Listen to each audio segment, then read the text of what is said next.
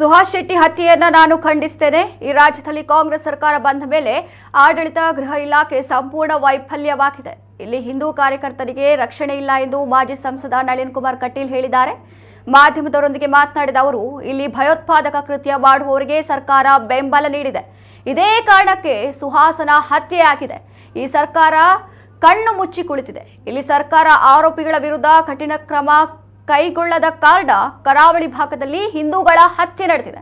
ತಂಡವಾಗಿ ಬಂದು ಗುರುತಿಸಿ ಹತ್ಯೆ ಮಾಡುವುದು ಪೂರ್ವ ಯೋಜಿತವಾದ ಕೃತ್ಯ. ಇದು ಗೃಹ ಇಲಾಖೆ ವೈಫಲ್ಯ. ಇಲಾಖೆ ಎದ್ದು ಕಾಣ್ತಾ ಇದೆ. ಆರೋಪಿಗಳನ್ನು ಬಂಧಿಸಲು ಸರ್ಕಾರ ಸೂಕ್ತ ಕ್ರಮ ಕೈಗೊಳ್ಳಬೇಕು. ಹತ್ಯೆಯಾದವರಿಗೆ ಸರ್ಕಾರ ಪರಿಹಾರ ಕೊಡಬೇಕು ಎಂದು ಆಗ್ರಹಿಸಿದ್ದಾರೆ. ಸಿದ್ದರಾಮಯ್ಯನವರ ಸರ್ಕಾರ ಬಂದ ಮೇಲೆ, ಕಾಂಗ್ರೆಸ್ ಸರ್ಕಾರ ಬಂದ ಮೇಲೆ ಗೃಹ ಇಲಾಖೆ ಸಂಪೂರ್ಣವಾಗಿರ್ತಕ್ಕಂಥ ವೈಫಲ್ಯವನ್ನು ಕಂಡಿದೆ. ಇಲ್ಲಿ ಯಾವುದೇ ಹಿಂದೂ ಕಾರ್ಯಕರ್ತನಿಗೆ ಇವತ್ತು ರಕ್ಷಣೆಗಳಿಲ್ಲ. ಹಿಂದೂ ರಾಷ್ಟ್ರಹಿತದ ಕಾರ್ಯ ಮಾಡ್ತಕ್ಕಂಥ ಯಾರಿಗೂ ರಕ್ಷಣೆಗಳು ಸಿಗ್ತಾ ಇಲ್ಲ. ಕಾರಣ, ಈ ಸರ್ಕಾರ ಬಂದ ಮೇಲೆ ಪಾಕಿಸ್ತಾನ ಜಿಂದಾಬಾದ್ ಹೇಳಿದವರಿಗೆ ಬಂಧನ ಆಗಿಲ್ಲ,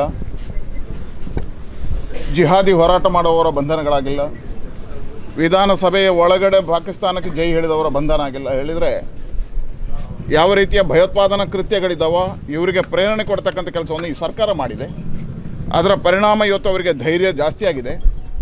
ಹಾಗಾಗಿ ಇವತ್ತು ಎಲ್ಲ ಕಾರಣದಿಂದ ಸುಹಾಸನ ಹತ್ಯೆ ಆಗಿದೆ.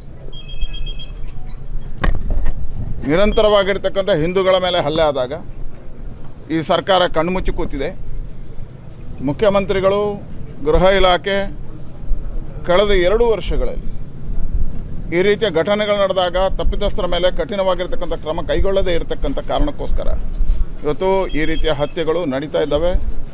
ವಿಶೇಷವಾಗಿ ಕರಾವಳಿ ಭಾಗದಲ್ಲಿ ಹಿಂದೂಗಳ ಹತ್ಯೆ ಮಾಡ್ತಕ್ಕಂಥ, ಹಿಂದೂ ಕಾರ್ಯಕರ್ತರನ್ನು ಬೆಂತಾಕತಕ್ಕಂಥ ಕೆಲಸ ಕಾರ್ಯಗಳಾಗ್ತಾ ಇದ್ದಾವೆ. ನಾನು ಸರ್ಕಾರಕ್ಕೆ ಆಗ್ರಹ ಮಾಡ್ತೇನೆ, ತತ್ಕ್ಷಣ ಈ ಘಟನೆ ಇವತ್ತು ಈ ರೀತಿಯ ಯಾವ ರೀತಿಯಲ್ಲಿ ತಂಡವಾಗಿ ಬಂದು ಒಬ್ಬ ವ್ಯಕ್ತಿಯನ್ನು ಗುರುತಿಸಿ ಅವನ ಹಿಂದೆ ಬಿದ್ದು ಹತ್ಯೆ ಮಾಡತಕ್ಕಂಥ ಘಟನೆ ಈ ರೀತಿಯಲ್ಲಿ ಮೊದಲ ಬಾರಿಗೆ ಆಗಿದೆ ಈ ಜಿಲ್ಲೆಯಲ್ಲಿ. ಹೇಳಿದರೆ ಇದೊಂದು ಪೂರ್ವ ಯೋಜಿತವಾಗಿರ್ತಕ್ಕಂಥ ಕೃತ್ಯ. ಹಾಗಾಗಿ ಇಲ್ಲಿರ್ತಕ್ಕಂಥ ಪೊಲೀಸ್ ಇಲಾಖೆಯ, ಗೃಹ ಇಲಾಖೆ ವೈಫಲ್ಯಗಳು ಎದ್ದು ಕಾಣ್ತವೆ.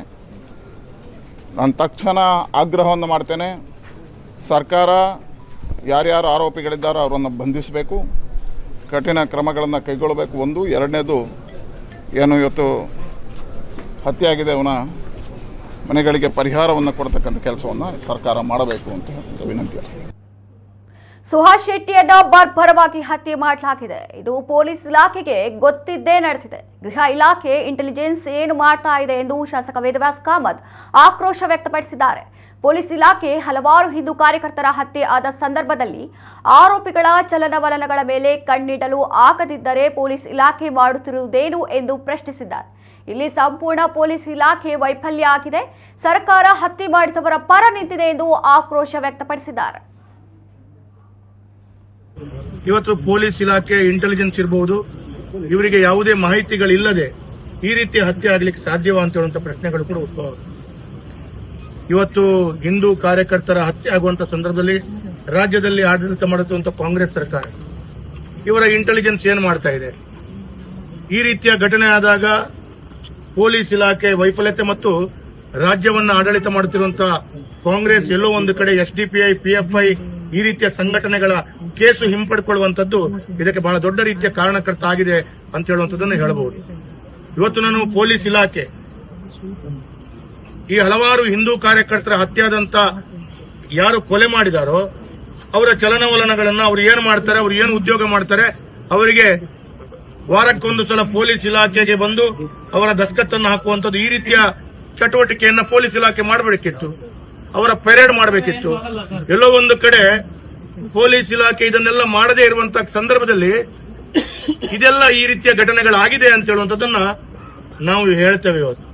ಅದಕ್ಕಾಗಿ ಇವತ್ತು ರಾಜ್ಯ ಸರ್ಕಾರ ಈ ರೀತಿಯ ಒಂದು ಇಂಡೈರೆಕ್ಟ್ ಆಗಿ ಈ ರೀತಿಯ ಹತ್ಯೆ ಮಾಡುವಂತವರ ಪರ ನಿಂತಿದೆ ಅಂತ ಹೇಳುವಂಥದ್ದನ್ನ ಹೇಳಬಹುದು. ಇದಕ್ಕೆ ಪೊಲೀಸರು ಈ 10 ರಿಂದ 15 ಜನರ ಕೃತ್ಯ ಅಂತ ಹೇಳುವಂಥದ್ದು ಯಾರೆಲ್ಲ ಅವರಿಗೆ ಸಹಕಾರ ಕೊಟ್ಟಿದ್ದಾರೆ, ಅವರು ವಾಹನದಲ್ಲಿ ಬರಬೇಕು ಅಥವಾ ಎಲ್ಲಿದ್ದಾರೆ ನೋಡಬೇಕು, ಹುಡುಕಬೇಕು, ಇದಕ್ಕೆಲ್ಲ ಸಹಕಾರ ಕೊಟ್ಟು ಬಹಳ ದೊಡ್ಡ ತಂಡ ಇದೆ. ನಾನು ಪೊಲೀಸ್ ಇಲಾಖೆ ಆಗ್ರಹ ಮಾಡ್ತೇನೆ, ನೀವು ಇದನ್ನ ಯಾವ ರೀತಿಯಲ್ಲಿ ಬಗೆಹರಿಸಿಕೊಳ್ತೀರಾ ಒಂದು ಭಾಗ. ಎರಡನೇದು, ಈ ರೀತಿ ಹತ್ಯೆಗೈದಂತ ವ್ಯಕ್ತಿಗೆ ಯಾವ ರೀತಿಯಲ್ಲಿ ಸರ್ಕಾರ ಪರಿಹಾರ ಕೊಡುತ್ತೆ, ಇದರ ಮುಂದಿನ ಯೋಚನೆಗಳು ಅವರ ಮನೆಯ ಕುಟುಂಬಸ್ಥರು ಯಾವ ರೀತಿ ನಿರ್ಧಾರ ತೆಗೆದುಕೊಳ್ತಾರೆ, ಅದಕ್ಕೆ ನಾವು ಸಂಘಟನೆ ಪೂರ್ಣ ರೀತಿಯಲ್ಲಿ ಆ ಮನೆಯ ಅವರ ಹಿರಿಯರು ಮತ್ತು ಅವರ ಕುಟುಂಬಸ್ಥರ ಒಂದಿಗೆ ಸೇರಿಕೊಂಡು ಮುಂದಿನ ತೀರ್ಮಾನಗಳನ್ನು ಮಾಡ್ತೀವಿ. ಇನ್ನು ಸುಹಾಸ್ ಶೆಟ್ಟಿ ಹತ್ಯೆಗೆ ಸಂಬಂಧಿಸಿದಂತೆ ಬೆಳ್ತಂಗಡಿ ಶಾಸಕ ಹರೀಶ್ ಪೂಂಜಾ ಪ್ರತಿಕ್ರಿಯೆ ನೀಡಿದ್ದಾರೆ. ಬಂಟ್ವಾಳ ತಾಲೂಕಿನ ಮನೆಗೆ ಪಾರ್ಥಿವ ಶರೀರವನ್ನ ಕೊಂಡು ಹೋಗಲಾಗುವುದು, ಅತ್ಯಂತ ಶಾಂತಿಯುತ ರೀತಿಯಲ್ಲಿ ಅದನ್ನು ತೆಗೆದುಕೊಂಡು ಹೋಗಲಾಗುವುದು. ಯಾವುದೇ ರೀತಿಯ ಗೊಂದಲಗಳಿಗೆ ಅವಕಾಶವಾಗದ ರೀತಿಯಲ್ಲಿ ಕೆಲಸ ಕಾರ್ಯಗಳನ್ನು ಮಾಡಲಿದ್ದೇವೆ ಎಂದು ಹರೀಶ್ ಪೂಂಜಾ ಹೇಳಿದ್ದಾರೆ. ಕಾನೂನು ಸುವ್ಯವಸ್ಥೆಯಲ್ಲಾದ ವೈಫಲ್ಯವೇ ಸುಹಾಸ್ ಹತ್ಯೆಗೆ ಕಾರಣ ಎಂದು ಅವರು ಹೇಳಿದ್ದಾರೆ.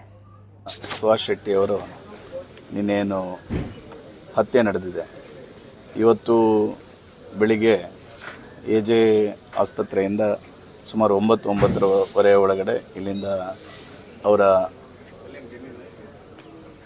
ಅಂತಿಮ ದರ್ಶನ ಇಲ್ಲಿ ಯಾರೆಲ್ಲ ಕಾರ್ಯಕರ್ತರು ನಡೆಸಲಿಕ್ಕಿದ್ದಾರೆ ನಡೆಸಿದ ನಂತರ ಇಲ್ಲಿಂದ ಅವರ ಪಾರ್ಥಿವ ಶರೀರವನ್ನು BC ರೋಡಿನ ಮೂಲಕ ಕಾರಿಂಜ, ಬಂಟ್ವಾಳ ತಾಲೂಕಿನ ಕಾರಿಂಜದಲ್ಲಿರ್ತಕ್ಕಂಥ ಅವರ ಮನೆಗೆ ತೆಗೆದುಕೊಂಡು ಹೋಗ್ತಕ್ಕಂಥ ಒಂದು ಮೆರವಣಿಗೆ ನಡೀಲಿಕ್ಕಿದೆ. ಇದರಲ್ಲಿ ಕಾರ್ಯಕರ್ತರು ಭಾಗವಹಿಸಲಿಕ್ಕಿದ್ದಾರೆ. ಆ ಮೂಲಕ ಅಲ್ಲಿ ಅವರ ಕುಟುಂಬದ ಸದಸ್ಯರ ಎಲ್ಲ ಸೇರಿಕೊಂಡು ಏನು ಹಿಂದೂ ಧಾರ್ಮಿಕ ವಿಧಿವಿಧಾನ ಪ್ರಕಾರ ಅಂತ್ಯಕ್ರಿಯೆ ನಡೆಯುತ್ತೆ. ಖಂಡಿತವಾಗಿಯೂ ಏನು ಶಾಂತಿಯುತವಾಗಿರ್ತಕ್ಕಂಥ ರೀತಿಯಲ್ಲಿ ಪಾರ್ಥಿವ ಶರೀರವನ್ನು ಇಲ್ಲಿಂದ ಪೊಲೀಸರು ಇವತ್ತು ಅವರು ಹೇಳಿದ ರೀತಿಯಲ್ಲಿ ನಾವು ಅವರಿಗೆ ಸಹಕಾರ ಕೊಡ್ತೇವೆ ಅನ್ನುವಂಥದ್ದನ್ನು ನಾವು ಹೇಳಿದ್ದೇವೆ. ಖಂಡಿತವಾಗಿಯೂ ಯಾವುದೇ ರೀತಿಯಾಗಿರ್ತಕ್ಕಂಥ ಗೊಂದಲಗಳಿಗೆ ಅವಕಾಶ ಮಾಡಿಕೊಡದ ರೀತಿಯಲ್ಲಿ ಪಾರ್ಥಿವ ಶರೀರವನ್ನು ತೆಗೆದುಕೊಂಡು ಹೋಗ್ತಕ್ಕಂಥ ಕೆಲಸ ಕಾರ್ಯಗಳನ್ನು ನಾವು ಮಾಡ್ತೇವೆ. ಸಾವಿರಾರು ಜನ ಕಾರ್ಯಕರ್ತರು, ನಿನ್ನೇನೂ ಸಾವಿರಾರು ಜನ ಕಾರ್ಯಕರ್ತರು ಅವರ ಘಟನೆ ನಡೆದಂಥ ಸಂದರ್ಭದಲ್ಲಿ ಇಲ್ಲಿ ಆಸ್ಪತ್ರೆಯಲ್ಲಿ ಎಲ್ಲ ಸಾವಿರಾರು ಜನ ಕಾರ್ಯಕರ್ತರು ಸೇರಿದರು. ಇವತ್ತು ಅದೇ ರೀತಿಯಾಗಿ ಕಾರ್ಯಕರ್ತರು ಈ ಅಂತಿಮ ಯಾತ್ರೆಯಲ್ಲಿ ಭಾಗವಹಿಸ್ತಾರೆ. ಸುಹಾಸ್ ಶೆಟ್ಟಿ ಅವರಿಗೆ ಅನೇಕ ದಿನಗಳಿಂದ ಅವರ ಮೇಲೆ ಈ ರೀತಿಯಾಗಿರ್ತಕ್ಕಂಥ ದ್ವೇಷ ಸಾಧಿಸಬೇಕು ಅನ್ನುವಂಥ ನಿಟ್ಟಿನ ಹತ್ಯೆ ಸಂಚು ನಡೀತಾ ಇದೆ ಅನ್ನುವಂಥದ್ದನ್ನು ಪೊಲೀಸ್ ಇಲಾಖೆಯವರು ಹೇಳಿರ್ತಕ್ಕಂಥದ್ದು. ಪ್ರಾಯಶಃ ಪೊಲೀಸ್ ಇಲಾಖೆಯವರಿಗೆ ಈ ರೀತಿಯ ಮಾಹಿತಿ ಇದ್ದಂಥ ಸಂದರ್ಭದಲ್ಲಿ ಯಾಕೆ ಸುಹಾಸ್ ಅವರಿಗೆ ಪೊಲೀಸ್ ರಕ್ಷಣೆಯನ್ನು ಕೊಡಲಿಲ್ಲ? ಮತ್ತು ಕಳೆದ ಸುಮಾರು 1 ತಿಂಗಳಿನಿಂದ ಅವರ ವಾಹನದಲ್ಲಿ ಮಾರಕಾಸ್ತ್ರಗಳು ಇದೆಯಾ ಇಲ್ವಾ ಎನ್ನುವಂಥದ್ದನ್ನು ಪ್ರತಿನಿತ್ಯ ಚೆಕ್ ಮಾಡ್ತಕ್ಕಂಥ ಕೆಲಸ ಕಾರ್ಯಗಳನ್ನು ಪೊಲೀಸ್ ಇಲಾಖೆಯವರು ಮಾಡ್ತಾಯಿದ್ರು. ಪ್ರಾಯಶಃ ಇವತ್ತು ಒಂದು ತಿಂಗಳ ಹಿಂದೆ ಸುಹಾಸ್ ಅವರನ್ನು ಮತ್ತು ಬೇರೆ ಸಂಬಂಧಪಟ್ಟಂಥ ಕೆಲವು ವ್ಯಕ್ತಿಗಳನ್ನು, ಹಿಂದೂ ಸಂಘಟನೆಯ ಪ್ರಮುಖರನ್ನು ಕರೆಸಿಬಿಟ್ಟು ಅವರನ್ನು ವಿಚಾರಣೆ ಮಾಡ್ತಕ್ಕಂಥ ಕೆಲಸ ಕಾರ್ಯಗಳನ್ನು ಸಹ ಪೊಲೀಸ್ ಇಲಾಖೆಯವರು ಮಾಡಿದರು. ಈ ಎಲ್ಲ ಮಾಹಿತಿಗಳು ಯಾವುದೇ ಮಾರಕಾಸ್ತ್ರಗಳು ಇರೋದಿಲ್ಲ ಎನ್ನುವಂಥ ಮಾಹಿತಿಗಳು ಗೊತ್ತಿದ್ದದ್ದು ಯಾರಿಗೆ ಅಂತ ಕೇಳಿದರೆ ಪೊಲೀಸ್ ಇಲಾಖೆಯವರಿಗೆ. ಪೊಲೀಸ್ ಇಲಾಖೆಯ ಮಾಹಿತಿ ಇರುವಂಥ ಸಂದರ್ಭದಲ್ಲಿ 6 ಜನ ಒಂದು ವಾಹನದಲ್ಲಿದ್ದಾಗ ಏಕಾಏಕಿ ಮಾರಕಾಸ್ತ್ರಗಳಿಂದ ಹಲ್ಲೆ ಮಾಡ್ತಾರೆ, ಕೊಲೆ ಮಾಡ್ತಾರೆ ಅಂತ ಇದ್ದರೆ ಇವರಿಗೆ ಮಾಹಿತಿ ಕೊಟ್ಟವರು ಯಾರು? ಇವತ್ತು ನಾನು ಈ ಸಂದರ್ಭದಲ್ಲಿ ಹೇಳ್ತೇನೆ, ಪೊಲೀಸ್ ಇಲಾಖೆಯ ಸಂಪೂರ್ಣವಾಗಿರ್ತಕ್ಕಂಥ ವೈಫಲ್ಯ, ಕಾನೂನು ವ್ಯವಸ್ಥೆಯ ವೈಫಲ್ಯದಿಂದಾಗಿ ಇವತ್ತು ಸುಹಾಸ್ ಅವರ ಹತ್ಯೆ ಆಗಿರ್ತಕ್ಕಂಥದ್ದು.